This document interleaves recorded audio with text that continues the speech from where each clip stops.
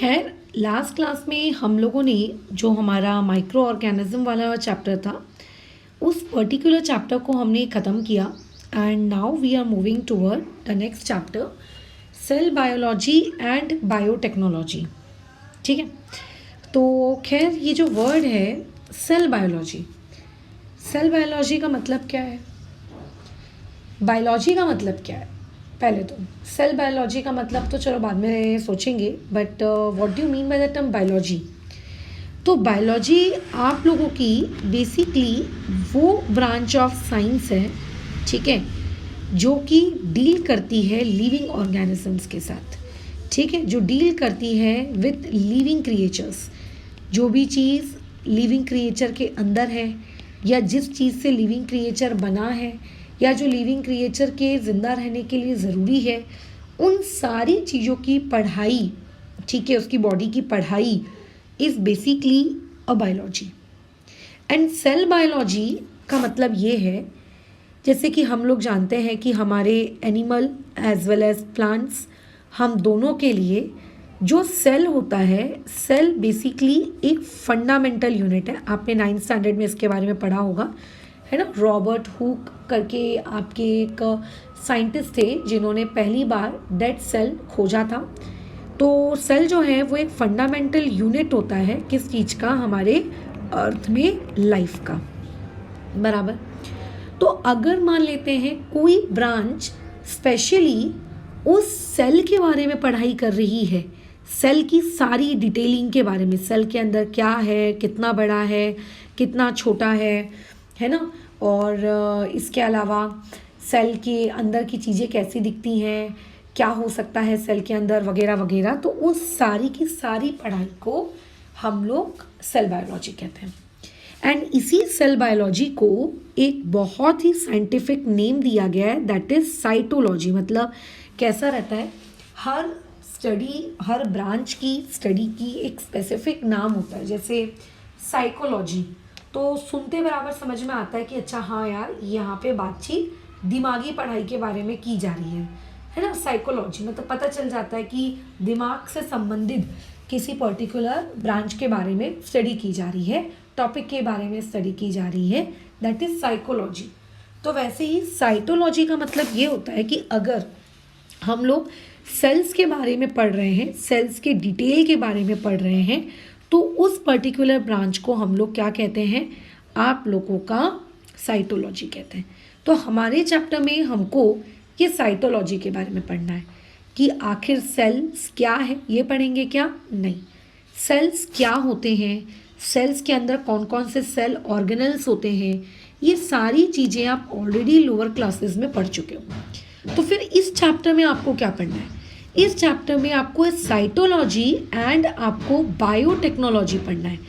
Biotechnology का मतलब क्या होता है, बायोटेक्नोलॉजी बेसिकली आज के ज़माने में बायोलॉजी का एक बहुत ही ज़्यादा उभरता हुआ ब्रांच ऑफ स्टडी है, जहाँ पे हम लोग आप लोगों के यूज़ के बारे में बातें करते हैं, यूजेस के बारे में बात करते हैं कि किस तरीके से लिविंग ऑर्गेनिजम्स को यूज़ किया जा सकता है फॉर प्रोडक्ट्स।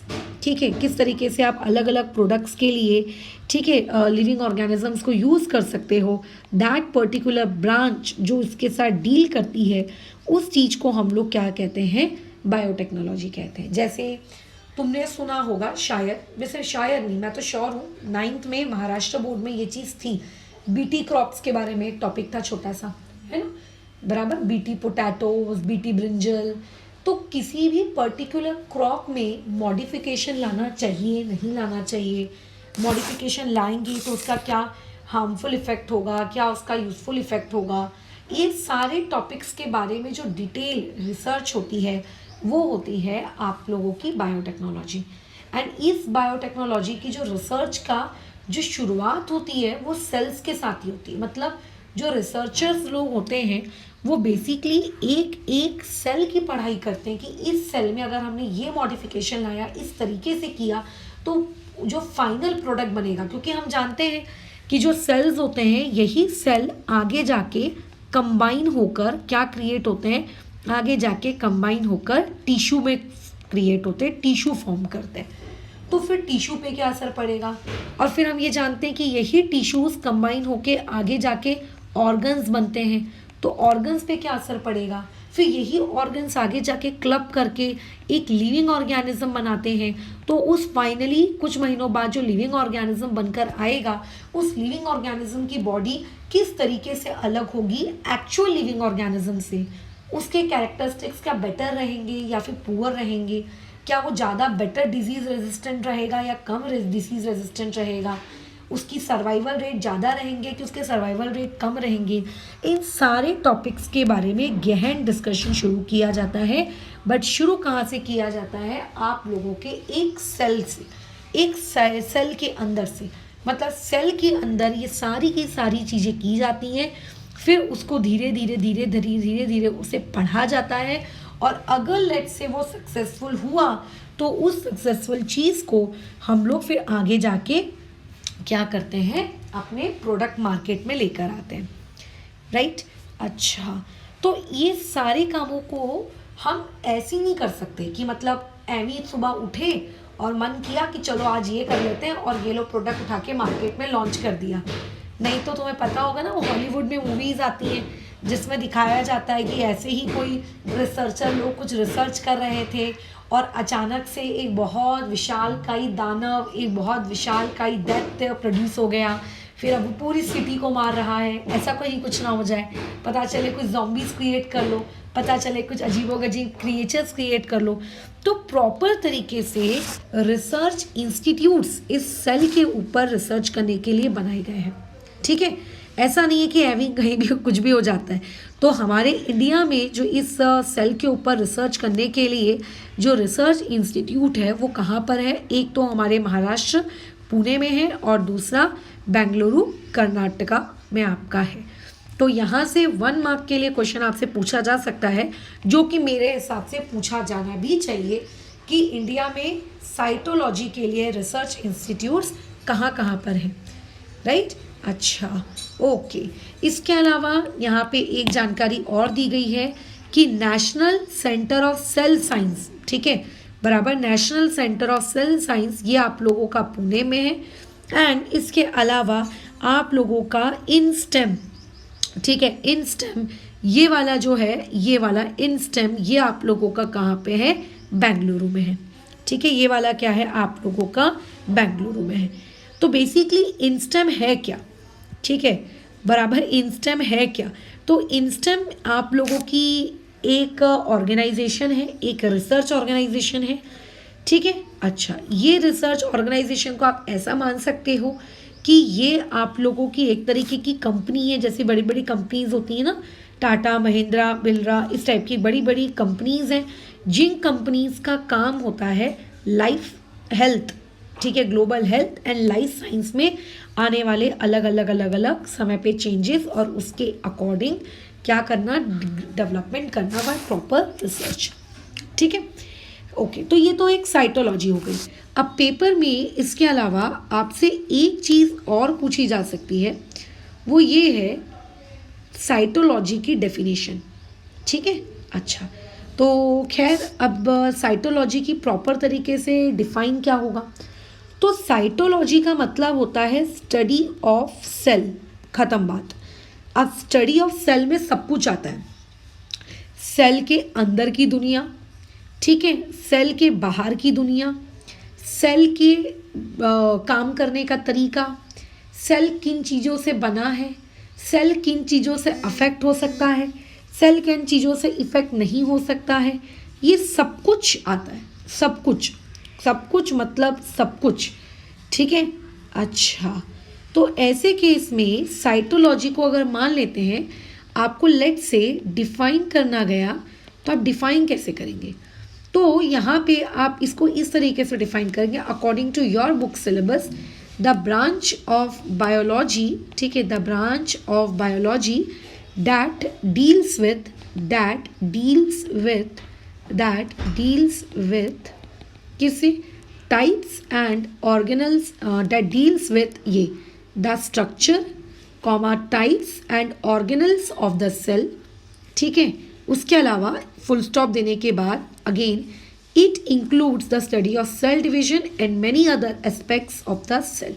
ये आएगा साइटोलॉजी का डिफाइन, जो कि आराम से आप लोगों को पूछा जा सकता है। ठीक है, आराम से आप लोगों को क्या किया जा सकता है, पूछा जा सकता है। फिर उसके बाद अब हमारा यहाँ से मेन चैप्टर स्टार्ट होता है, जिसका हम लोगों का टॉपिक का नाम है स्टेम सेल्स। ये स्टेम सेल्स के बारे में मैं ऑलरेडी आप लोगों को इससे पहले बता चुकी हूँ। जब मैंने आपको रिप्रोडक्शन वाला चैप्टर पढ़ाया था ना, तब मैंने आपको ऑलरेडी ये चीज़ बताई थी। ठीक है, ऑलरेडी मैं फिर से लगे तो एक बार रिपीट कर देती हूँ। ठीक है, अच्छा क्या है ये चीज़, देखो आपकी बॉडी पूरी तरीके से सेल से बनी है। आपके बाल, आपके नाखून, ये भी बेसिकली आप लोगों के सेल्स होते हैं।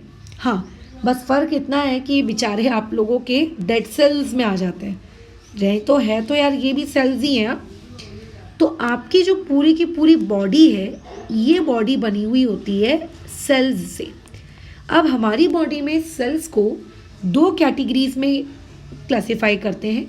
सबसे पहली कैटेगरी जो जिनके अंदर एबिलिटी होती है रिप्रोड्यूस करने की, रिप्रोड्यूस मतलब वो एक्चुअल वाला रिप्रोडक्शन, हाँ, सेक्सुअल रिप्रोडक्शन।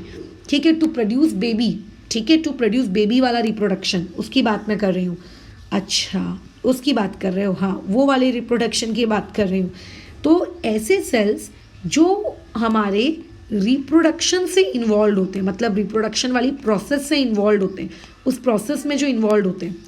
और एक ऐसे सेल्स जिनका कोई मतलब नहीं, कोई लेना देना नहीं है रिप्रोडक्शन प्रीप्रोडक्शन से, मतलब नो लेना देना विथ रिप्रोडक्शन, बराबर।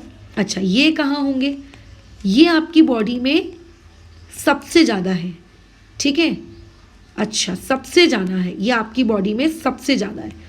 तो जिन सेल्स को रिप्रोडक्शन से कोई लेना देना नहीं होता, बिल्कुल भी कोई फर्क नहीं पड़ता, ऐसे सेल्स को कहा जाता है स्टेम सेल्स। और जिन सेल्स को रिप्रोडक्शन से लेना देना होता है, इन सेल्स को स्पेसिफिकली एक नाम दिया गया है, जिसे हम लोग कहते हैं जर्म सेल्स। अगर आप फीमेल की बॉडी के अंदर बात कर रहे हो, तो फीमेल के अंदर यही जर्म सेल्स को क्या नाम दिया जाता है, ओवा। और अगर आप मेल के अंदर बात कर रहे हो, तो मेल के अंदर इन्हीं जर्म सेल्स को नाम दिया जाता है स्पर्म्स।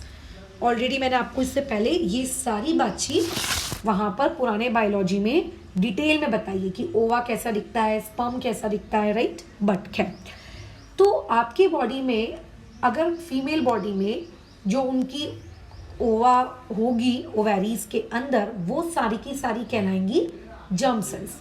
मेल्स में उनकी टेस्टीज के अंदर जो स्पर्म्स होंगे, वो सारे के सारे कहलाएंगे जर्म सेल्स। बट हमारी बॉडी सिर्फ रिप्रोडक्टिव ऑर्गन ही है हमारी बॉडी के अंदर, ऐसा तो नहीं ना। हमारी बॉडी के अंदर तो डिफरेंट डिफरेंट टाइप के सिस्टम्स हैं, डिफरेंट डिफरेंट टाइप के ऑर्गन्स हैं, डिफरेंट टाइप की टिश्यूज़ हैं, डिफरेंट टाइप के मसल्स हैं, ब्लड है, राइट, अलग लिम्फ है, अलग अलग प्रकार के फ्लूइड्स हैं।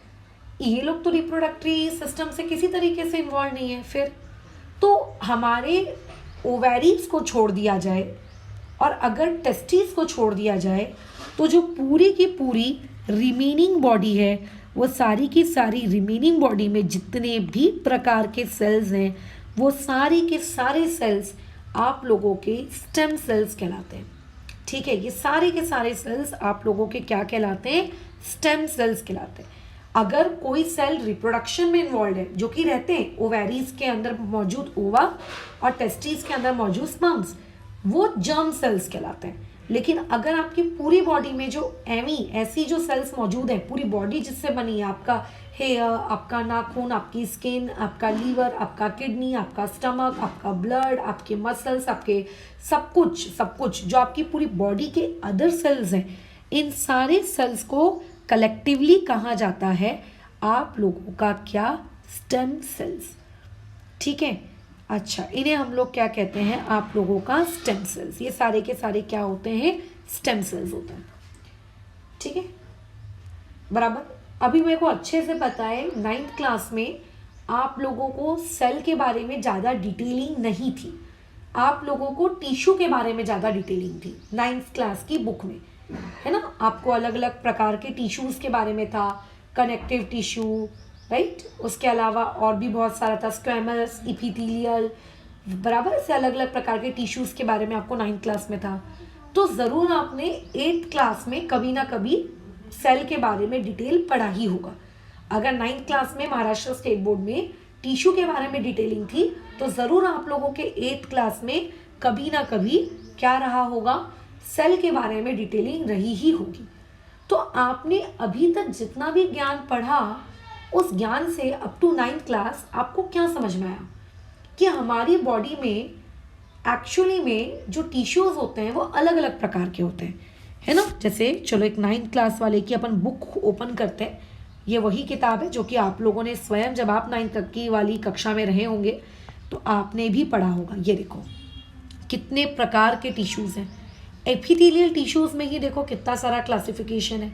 स्क्वेमस है, स्ट्राटिफाइड है, ग्लैंडुलर है, कॉलमनर है, सिलिएटेड है, क्यूबॉइडल है। कनेक्टिव टिश्यू उसमें भी देखो कितना सारा प्रकार है। मस्कुलर टिश्यू, फिर नर्वस टिश्यू। इसका मतलब आपकी बॉडी में जो सेल्स होते हैं, इनिशियल लेवल पे सेल को आप बस इतना मान के चलिए एक मांस का टुकड़ा है, वो एक छोटा सा टुकड़ा, और बेसिकली ऑलमोस्ट सारे सेल एक ही जैसे लगते हैं इनिशियल। लेकिन जैसे जैसे सेल का डेवलपमेंट होता है, आपने 2nd चैप्टर में आई थिंक पढ़ा है ना, सेल धीरे धीरे डेवलप होता है। सेल के अंदर उसका धीरे धीरे साइटोप्लाज्म डिवाइड होता है, उसका न्यूक्लियोलस डिवाइड होता है, नॉच बनता है, है ना। वहाँ से सेल डिवाइड हो जाता है, माइटोसिस, मियोसिस, सब कुछ डिटेल में पढ़ा है। तो पूरी की पूरी डेवलपमेंट प्रोसेस कंप्लीट कर लेने के बाद जब आपका सेल कंप्लीट हो जाता है, सारे सेल कंबाइन होकर टिश्यू में कन्वर्ट हो जाते हैं, तो एक टिश्यू आप लोगों के दूसरे टिश्यू से कैसा दिखता है, अलग दिखता है। हर टिश्यू का काम अलग होता है। तुम्हारे हार्ट में मौजूद कार्डियक टिश्यू का काम अलग है, तुम्हारे ब्लड में मौजूद कनेक्टिव टिश्यू का काम अलग है, तुम्हारे ब्रेन में मौजूद और स्पाइनल कॉर्ड में मौजूद नर्वस टिश्यू का काम अलग है ना। तो इनिशियल लेवल पे अगर हम बात करें तो सारे सेल लगभग हमको एक ही जैसे दिखते हैं। लेकिन जब यही सेल्स आप लोगों के डेवलप हो जाते हैं तो ये डिफरेंट सेल्स कंबाइन होकर डिफरेंट टाइप के टिश्यूज बनाते हैं और ये डिफरेंट टाइप के बॉडी फंक्शंस परफॉर्म करते हैं। मतलब आप ये नहीं कह सकते कि पूरी बॉडी में जितने भी स्टेम सेल्स हैं सारे के सारे stem cells same to same है। ये सबके काम अलग है यार, सबके काम अलग हैं, ठीक है, बराबर। अच्छा, सबके काम अलग है। हाँ, लेकिन ऐसा कभी नहीं होता है, जैसे मान लेते हैं हार्ट है, हार्ट के पास मैं जानती हूँ कार्डियक टिश्यू है, लेट से मस्कुलर टिश्यू है, लेट से, तो मस्कुलर टिश्यू बहुत सारे मसल सेल से बना होगा, तो वो सारे के सारे मसल सेल्स एक जैसा काम करेंगे, नो डाउट। लेकिन अगर आप हार्ट के टिश्यूज को ब्रेन के टिश्यूज के साथ कंपेयर करोगे तो वो दोनों टिश्यूज के जो सेल्स हैं वो दोनों अलग अलग काम करेंगे। कोई भी एक पर्टिकुलर ऑर्गन के टिश्यूज और उनके सेल हमेशा सेम एक जैसा काम करेंगे, तभी तो कोऑर्डिनेट करके काम कर पाएंगे ना, परफॉर्मेंस दे पाएंगे। लेकिन अगर आप एक ऑर्गन को दूसरे ऑर्गन के साथ कंपेयर करोगे तो उसके सेल्स हमेशा एक दूसरे से अलग होंगे, हमेशा उनके फंक्शन में आपको थोड़ा बहुत तो डिफरेंस देखने को मिलेगा ही मिलेगा, ठीक है। अच्छा, इसका मतलब आपकी बॉडी में भले ही नाखून, kidney, liver, stomach, heart, brain, इन सारे सेल्स को भले ही स्टेम सेल्स कहा जाता है, बट ये स्टेम सेल्स अलग अलग ऑर्गन्स में होते हैं और ये अलग अलग स्टेम सेल्स अलग अलग काम को परफॉर्म करते हैं, है ना, बराबर, ये अलग अलग। और इसी चीज़ को हम लोग कहते हैं differentiation of stem cells. Differentiation of stem cells का मीनिंग क्या है, जो अभी मैंने पूरा बताया प्रवचन, ठीक है। अच्छा, कि ड्यूरिंग डेवलपमेंट, यहाँ पे फर्दर वाला जो वर्ड है आप काट लेना, ये नहीं लिखना। ड्यूरिंग डेवलपमेंट दीज सेल्स नहीं लिखना, यहाँ पे लिखना stem cells form any type of cell, ठीक है। ये एनी टाइप ऑफ सेल्स बन जाते हैं अलग अलग, ठीक है। आप लोगों के टिश्यूज़ बनाते हैं और अलग अलग फंक्शंस को बॉडी में परफॉर्म करते हैं। इसको हम लोग कहते हैं डिफरेंशिएशन ऑफ स्टेम सेल्स। तो यहाँ से क्वेश्चन आ सकता है कि आप स्टेम सेल्स को क्या करिए, डिफाइन करिए, ठीक है। अच्छा, ठीक है, ओके। फिर आपको ऐसा बताया गया है कि देखो अभी ये जो स्टेम सेल्स है आपकी बॉडी में कहाँ कहाँ मौजूद है। जैसे कि बताया जा रहा है कि जब एक बच्चा अपनी मम्मी के पेट में होता है, तो जैसा कि हमने सेक्सुअल रिप्रोडक्शन वाले चैप्टर में पढ़ा है कि एक अम्बिलिकल कॉर्ड होती है जिससे बच्चा अपनी मम्मी से कनेक्टेड रहता है ना। तो अम्बिलिकल कॉर्ड में भी क्या होते हैं, स्टेम सेल्स होते हैं। इसके अलावा आप लोगों की जो ब्लास्टोसिस्ट स्टेज होती है, ब्लास्टोसिस्ट स्टेज का मतलब जब धीरे धीरे प्रेगनेंसी के अलग अलग फेजेस होते हैं ना, ऐसा तो नहीं होता है कि पहले दिन से ही भग से बच्चा पेट के अंदर एकदम 9 महीने वाला बन के रेडी हो जाता है, धीरे धीरे डेवलपमेंट होता है। तो जो ब्लास्टोसिस्ट स्टेज होती है, इस अलग अलग स्टेजेस के बारे में आप डिटेल में क्लास 12th की बायोलॉजी में सेक्सुअल रिप्रोडक्शन की पढ़ेंगे। क्लास 10th में उतना डिटेल नहीं था इन सारे स्टेजेस के बारे में। तो जो ब्लास्टोसिस्ट स्टेज होती है एम्ब्रॉयनिक डेवलपमेंट की, उस दौरान भी वहाँ पे क्या मौजूद होते हैं, स्टेम सेल्स मौजूद होते हैं। स्टेम सेल्स आपके रेड बोन मैरो में होते हैं, आपके एडिपोज कनेक्टिव टिश्यूज में होते हैं, ठीक है ना, आपके एडिपोज कनेक्टिव टिश्यू में होते हैं, है ना। ये सारी जगहों पे आप लोगों के क्या होते हैं, स्टेम सेल्स मौजूद होते हैं। तो यहाँ से क्वेश्चन ये पूछा जा सकता है कि where are stem cells found. तो आप एक या दो एग्जाम्पल्स लिख देना कि आपके स्टेम सेल्स आखिर कहाँ पे पाए जाते हैं। खत्म, राइट। अच्छा, और एक्चुअली में स्टेम सेल्स की बहुत ही अच्छी खास बात है कि जैसे अगर आपको किसी एक पर्टिकुलर जगह कट वट लग गया है ना, तो हम लोग क्या करते हैं, हम लोग तो नहीं, हमारी बॉडी क्या करती है, ऑटोमेटिकली आप देखते हो कि कुछ दिनों बाद वहाँ पर आप लोगों का क्या हो जाता है, वापस से स्किन आ जाता है, ठीक है, वापस से क्या आ जाता है, स्किन आ जाता है। तो इस तरीके से वो अपना खुद का रिपेयर वर्क भी क्या करती है, परफॉर्म करती है। फिर आपको एक जानकारी दी हुई है कि स्टेम सेल्स को प्रिजर्व करके भी रखा जा सकता है। बस इतना ध्यान रखना है कि जब आप इन्हें प्रिजर्व करके रखें तो इनको रखने के लिए लिक्विड नाइट्रोजन का प्रयोग किया जाता है -135 से लेकर -190 डिग्री सेल्सियस तक। बाप रे, खतरनाक। मतलब हमारी बॉडी में जहाँ जहाँ स्टेम सेल्स हैं, ठीक है, उन सारी जगहों से इन्हें प्रॉपरली डॉक्टर्स, अच्छे स्किल्ड लोगों के द्वारा कलेक्ट करके इन्हें अच्छे से एक स्टेराइल बर्तन में या जो भी कहो उनके जगहों पे इतने टेम्परेचर पे इस तरीके से लिक्विड नाइट्रोजन के साथ क्या किया जाता है, स्टोर। तो यहाँ से हो सकता है 1 मार्क के लिए कोई जीके फैक्ट आ जाए कि which chemical is use to store या प्रिजर्व आपका स्टेम सेल्स, राइट। अच्छा, तो ये तो आज के हमारे चैप्टर की एक बेसिक जानकारी हो गई। अब हम लोग कल से इसी चीज़ को और डिटेल में पढ़ेंगे कि आखिर स्टेम सेल्स की क्लासिफिकेशन क्या है। जैसे कि 2 टाइप के स्टेम सेल्स होते हैं, एम्ब्रॉयनिक स्टेम सेल और एक होता है आप लोगों का अडल्ट स्टेम सेल्स। फिर स्टेम सेल्स का यूज़ क्या है, क्यों उसको प्रिजर्व करने की नीड है, फिर आगे और